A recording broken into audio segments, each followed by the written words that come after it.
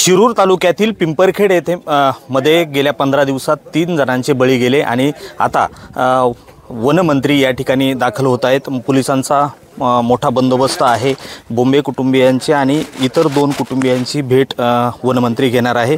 खरं तर जुन्नर वन परिक्षेत्रामध्ये 2000हून अधिक बिबट्यांची संख्या आहे आणि या बिबट्यांचा बंदोबस्त करा अशी मागणी ग्रामस्थांची आहे। ग्रामस्थ गेल्या अनेक दिवसांपासून आक्रमक आहेत। बिबट्यांचा कायमस्वरूपी बंदोबस्त झाला पाहिजे, आमची लेकरं वाचवा अशा पद्धतीच्या भावना व्यक्त केल्या जात आहेत। आपण कुटुंबियांशी बोलण्याचा प्रयत्न करूया।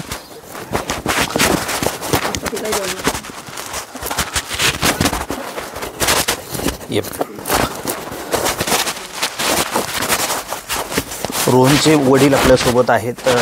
काका, वनमंत्री येत आहेत, खूप दिवसांची अपेक्षा होती। काय बोलायचं आज काही नाही। एवढी सगळी दुनिया आली, माझा रोहन नाही आला।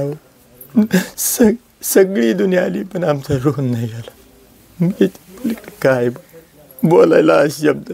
अख्खे 10-11 दिवस झाली आम जनता पूर्ण महाराष्ट्र आला पण माझा रोहन नाही आला। मला नाही बोलायचं देवा, नाही बोलायचं, प्लीज प्लीज। नक्की आई आहे रोहनची। ताई, वनमंत्री येत आहेत, काय एकंदरीत अपेक्षा आहेत सगळ्या? तर आमचा रोहनच नाही जगात। रोहन आम्हाला किती दिवस झाले दिसत पण नाही। बस सैरभर आम्ही नुसती रोहनची वाट पाहतोय, रोहन आम्हाला कुठंच दिसत नाही। त्याच्यामुळे आमची बोलायची सुद्धा आज मनस्थिती नाही।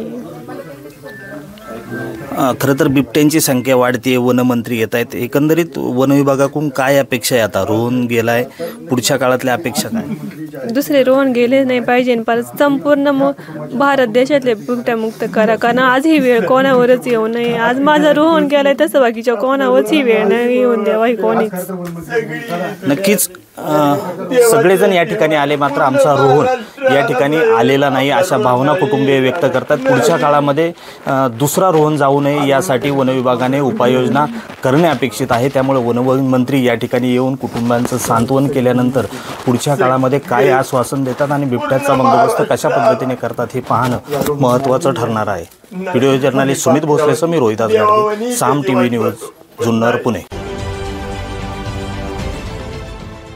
देश विदेशातील प्रत्येक घडामोडींचे लाईव्ह अपडेट मिळवण्यासाठी आता साम टीव्हीच्या सर्व सोशल मीडिया प्लॅटफॉर्मला लाईक, फॉलो आणि सबस्क्राइब करा। तसंच सर्व नोटिफिकेशनसाठी बेल आयकॉन प्रेस करायला विसरू नका।